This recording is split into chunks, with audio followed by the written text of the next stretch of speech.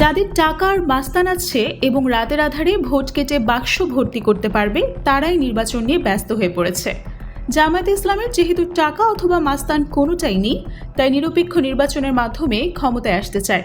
বিএনপিকে উদ্দেশ্য করে জামায়াতে ইসলামের সেক্রেটারি জেনারেল অধ্যাপক মিয়া গোলাম পরওয়ার এমন কথাই বলেন। কারণ কি যে আমরা তো ভোট কাটতে পারবো না, আমাদের টাকাও নাই, মাস্তানও নাই।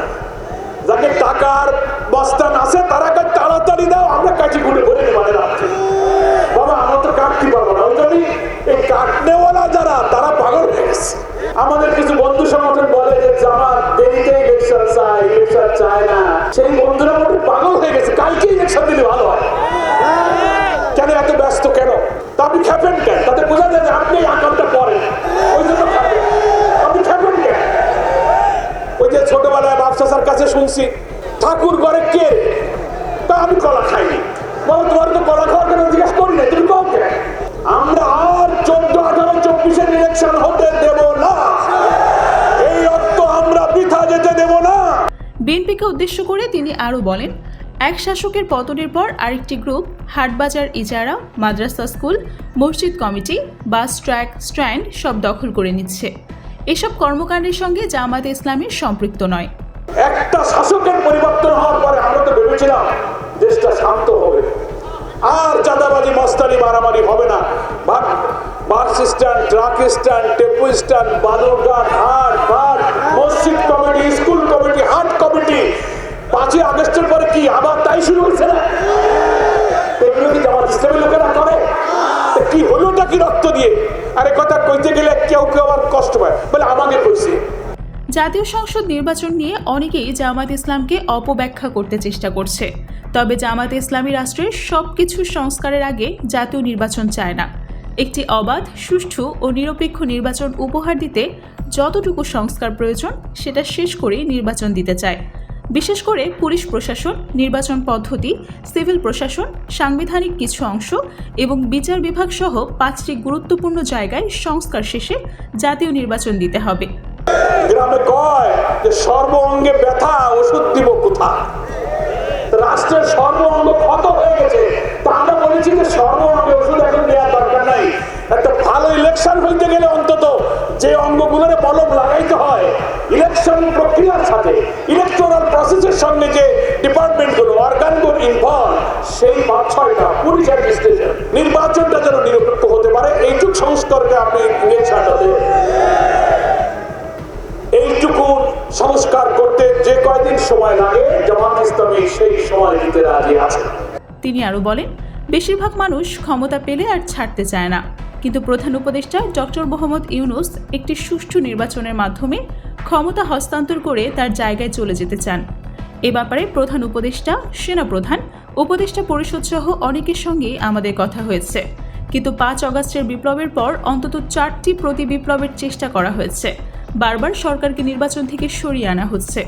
তার সাথে আমাদের অনেক কথা হয়, রাজনৈতিক দলের নেতাদের তিনি বৈঠক ডাকেন, তিনি বলেন আপনারা যখন আমার কাছে আসেন তখন আমি একটু সাহস পাই, আমি আমার কাজটুকু করে আমি ছুটি চাই, আমাকে ছেড়ে দেন, আমি আমার জায়গায় আবার ফিরে যাই। আমি একটা ব্যক্তি মাত্র দেখলাম, বিচারপতি শাহাবুদ্দিন, তিনিও বলেছিলেন যে আমাকে দায়িত্ব পালন করে আমাকে ছেড়ে দেন, আমি আমার আগের জায়গায় চলে যাই। আর বাকিরা খালি ক্ষমতা কামড়ায় ধরে রাখতে যাইতে চায় না, মরা না পর্যন্ত বিদায় হইতে চায় না। ক্ষমতার কি মজা, মধু! আপনি একটি অবাধ এবং নিরপেক্ষ নির্বাচন দিয়ে জনগণ যাদেরকে ভোট দেবে তাদের হাতেই ক্ষমতা দিয়ে আপনি বিদায় নেবেন। উনি সেই চেষ্টা করছেন, কিন্তু চেষ্টা করলে কি হবে? বাংলাদেশ তো আমাকে স্বভাব খারাপ, এই 6.5 মাস হলো লক্ষ্য করতেছে একটার পর একটা বিপদ তার ঘাড়ে এসে পড়তেছে। আওয়ামী লীগের উদ্দেশ্যে জামায়াতের সেক্রেটারি জেনারেল বলেন, শেখ হাসিনা যেখানে লোক সেখানেই চলে গেছে, কিন্তু সেখানে বসে সামাজিক যোগাযোগ মাধ্যমে দেশে আসার স্বপ্ন দেখছে, আর তার দলের কিছু লোক পুনরায় দেশে আনার চিন্তা করছে, কিন্তু তার বাস্তবায়ন হবে না। শেখ হাসিনা জামায়াতে ইসলাম দলের সিনিয়র নেতাদের অন্যায়ভাবে হত্যা করেছে, মানুষের ভোটের অধিকার, বাক স্বাধীনতা কেড়ে নিয়েছিল, এখন বস্তায় বস্তায় টাকা পাচার করে দেশের বিরুদ্ধে ষড়যন্ত্র করছে। আওয়ামী লীগ ভেবেছিল যতদিন শেখ হাসিনা বেঁচে থাকবে আর কাউকে ক্ষমতায় আসতে দেবে না, কিন্তু আল্লাহর ইচ্ছা হাসিনার ইচ্ছার সাথে মেলে নাই, নাকি বলেন?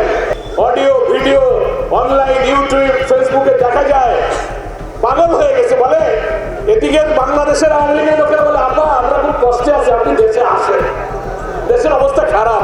আর ওদিকে আপাজান বুবুজান বলেন টেনশন করো না, আমি আসতেছি, আমি কাছে কাছে আছি, যে কোনো সময় ঢুকে পড়ো, ঢুকে পড়ো। ঢুকে পড়লে তুমি যদি পালিয়ে না যেতে ওখানে থাকতে তোমার কি দশা হতো তুমি সেদিন টের পেতে। বস্তা বস্তা টাকা নিয়ে গেছে, তার যত চাটুকর বাটপাড়রা এখানে ছিল লুটপাট করেছে 17-18 বছর, ব্যবসা বাণিজ্য ব্যাংক বিভাগ ঠিকাদারি সব তাদের পকেটে দখলে ছিল, কত শত কোটি টাকা জোগাড় করেছে তাদের পকেটে, সব পালায় গেছে। 300 আসনের 300 করে এমপি খুঁজে পাওয়া যাচ্ছে না, মন্ত্রী নাই, সব পালায় গেছে। পালাও কেন? পালিয়ে যায় কারা? পালিয়ে যায় চোর, পালায় ডাকাত, পালায় খুনি, পালায় ধর্ষণকারীরা পালায়। তুমি কেন পালিয়েছ? তুমি যদি নিরপরাধ হও, ভালো সৎ লোক দাঁড়িয়ে থাকো।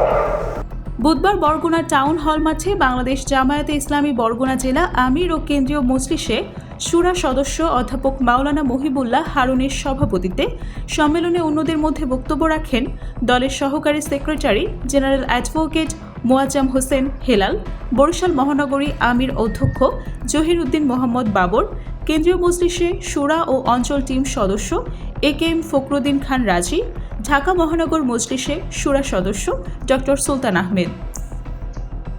নিরপেক্ষ নির্বাচন হলে আমরা এই বরগুনায় 2টা আসনে আমরা আমাদের 2 জন ব্যক্তিকে উপহার দিয়ে গেলাম। একজন হচ্ছে মাওলানা মহিবুল্লাহ হারুন, একজন ডাক্তার সুলতান দান। এই যুক্ত দেওয়ার পরও যদি আমাদের সুখ না আসে, তাহলে এই অন্তর্বর্তীকালীন সরকার যদি ব্যর্থ হয়, আবার যদি আর একটা ফ্যাসিবাদের জন্ম হয়, এই জাতির দুর্ভোগ কোনোদিন শেষ হবে না।